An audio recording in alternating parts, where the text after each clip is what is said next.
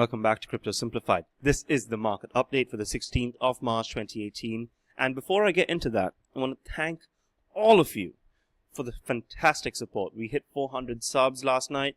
Thank you all so much. So let's get right into this market update then and let you know what's happening in the world of crypto. So we had a bit of a bloodbath yesterday when it comes to the markets. We lost a massive amount of money. About $80 billion were just wiped out. But now we have a bit of a recovery, just a tiny bit of a recovery. There isn't too much to say about where this is going to go, because I did hold off on yesterday's video because I was waiting for some more news on the Congress hearing on cryptocurrencies. But let's see. There has been just a bit of reactionary stuff. I'm just waiting for some more in-depth analysis. I will fill you in on what actually happened there. But before we get into that, I need to talk about two massive victories for humanity and democracy. First up, 1/7 of the world's population can rejoice because the Aadhar card debacle is now been indefinitely extended. What does that mean? You do not need to link your Aadhar card to your phones or to your bank account or to other things. It is not mandatory. The Supreme Court of India has decreed that we do not need to link our Aadhar cards to banks. This is a massive win because not very many people are happy about the implementation of Aadhar.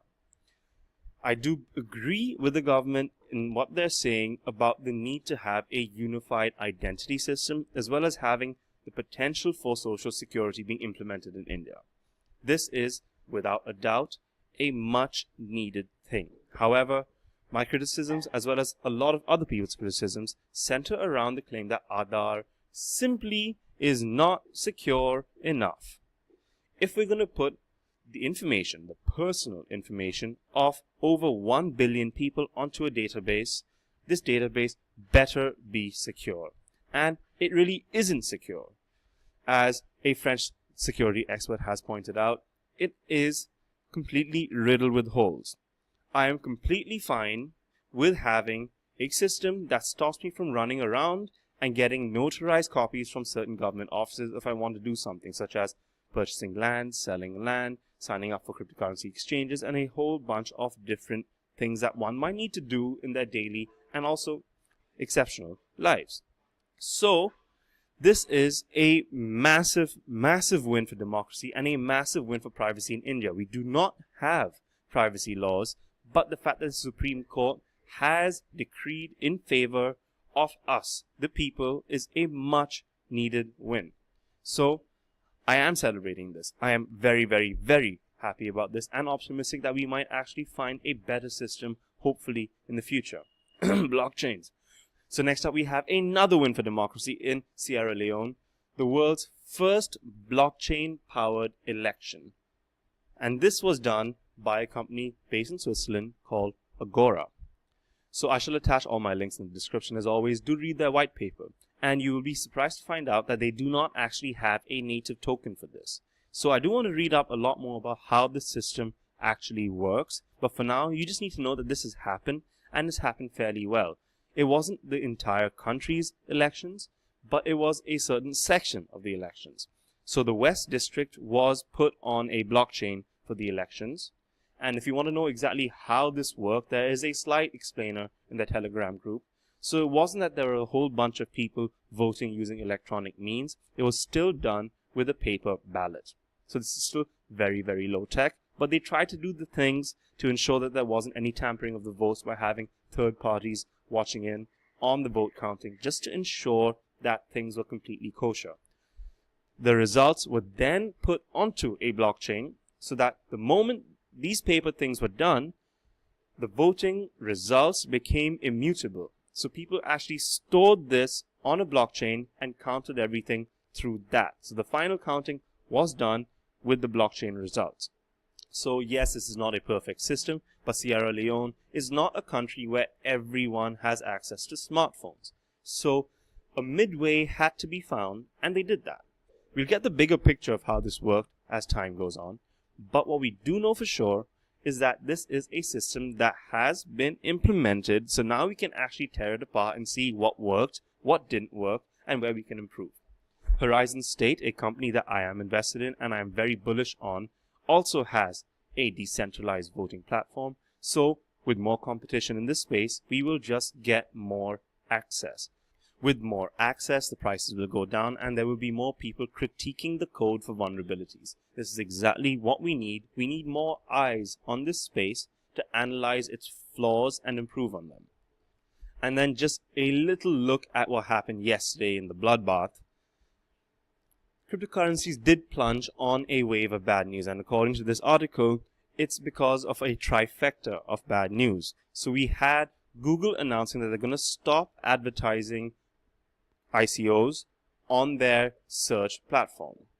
Okay, that is good because there have been a lot of scammy ICOs, and a few videos ago I did list a few sites that you could visit if you want to check out new projects, especially reading the white papers and completely analyzing them. Of course, if companies want to be higher up on those lists, they can pay. So the whole sponsored ICOs things aren't completely going away, but they are going away when it comes to snatching in new people to the cryptocurrency space who are just completely bullish on the idea without really knowing too much about cryptocurrencies in general. This is a positive step to prevent fraud, but the markets obviously didn't see it that way. So there was a little bit of a pullback because of that. Also, people say, I think it's completely simplistic to point at things that we know to say this was a cause, that was a cause, because we don't really know. The market is still completely new. The book is being written. So we still need to see how this news actually affected things. Other news was international regulators like the European Central Bank not being too happy about this. I spoke about this as well as the Congress hearing. Speaking of which, that's what I'm going to talk about next, because Congress wasn't very bullish on cryptocurrencies. It turned into a bit of a bash fest, using the words of this author over here, and it just sort of shows that we weren't really ready to have this sort of discussion. Before the discussion has to happen, you have to educate people on what the discussion is all about and what they are actually discussing. However, we have a lot of the same old type questions being raised over here. I, however, wasn't too happy about the way CNBC handled this, and Motherboard gave us a much nicer explainer. 3 points that they discussed over here were regulation, how to stop extremists, and security standards. 3 very, very legitimate things, and I shall go first to regulation. So we have lots of people talking about how uninformed investors are being trapped into these things. And yes, I agree with the low barrier to entry and the high transfer of information that we have right now with mobile technologies. We can see massive swings in this market and also massive potential for fraud and for people just pouring their money down a drain to scammers. Yes, this has happened. But in order to address the problem, you cannot have a blanket ban. You cannot have regulation stifling innovation. This is absolutely key. And we have Congressman Tom Emmer, I should read out his quote, elected officials who don't have any concept of what we're dealing with here and how exciting it is, talking about, oh my gosh, we've got to run in and regulate and create more government infrastructure. Which goes back to my earlier point. You cannot discuss regulation on something if you do not fully understand it. And that's exactly the case right now with lawmakers around the world. It's not just the United States. In India, we're always hearing news about the government wanting to ban cryptocurrencies, banks preemptively shutting down access to exchanges just because it's such a gray area. And it's not helped by the fact that the lawmakers don't really understand this. I don't blame them for not understanding this because this is like learning algebra for the first time. You need to understand the building blocks of this world in order to understand the world. And unfortunately, people aren't taking the time out to really understand it and get familiar with it. What we needed yesterday was Andreas Antonopoulos riding into Congress on a massive white horse, talking to people about cryptocurrency from an objective standpoint while addressing all these concerns of theirs. And the final point about the whole white supremacy thing, yes, stopping extremists will be a little harder with cryptocurrencies. But it's not like extremism and terrorism didn't exist before cryptocurrencies.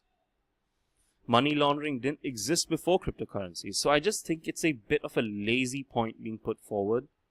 And we need to find ways to stop the bigger picture of it all.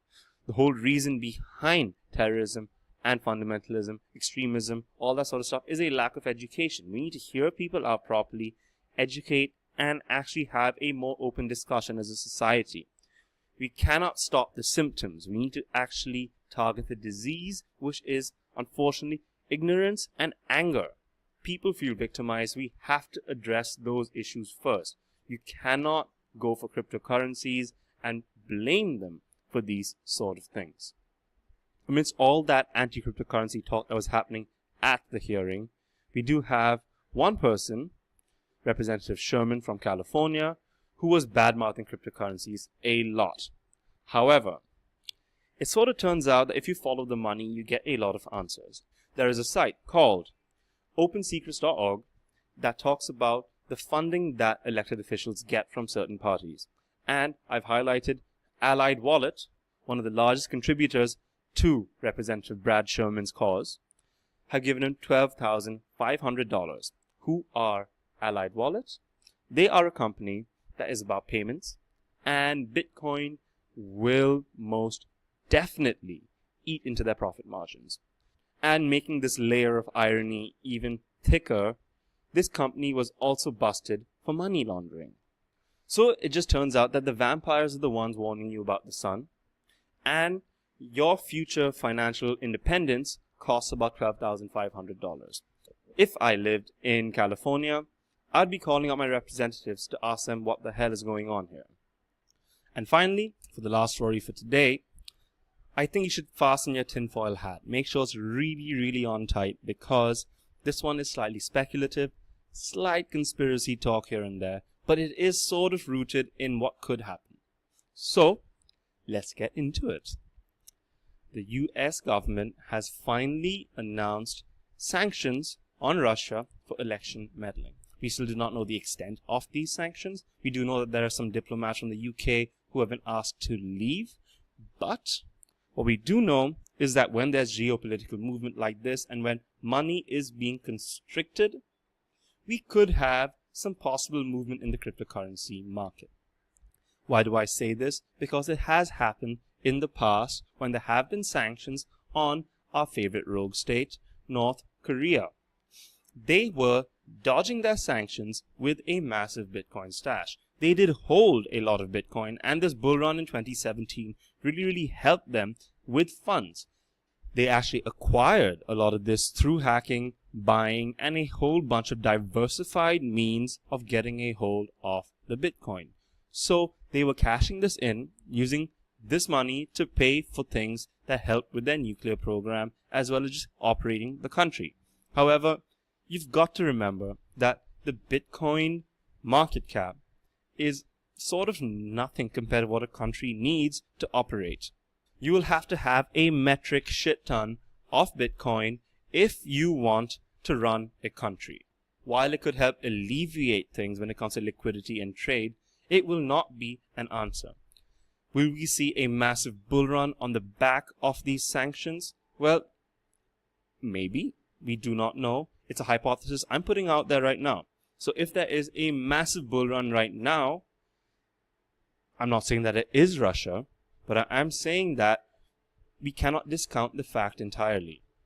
If you'd like more information on how this actually goes down, Vox has a little explainer / interview about this, so you can check it out.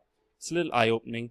How true all this is, it's still speculative. But what you can do is contrast information you get from all over the internet, put it together, mash it all up, and then there will be the truth somewhere in amongst all that.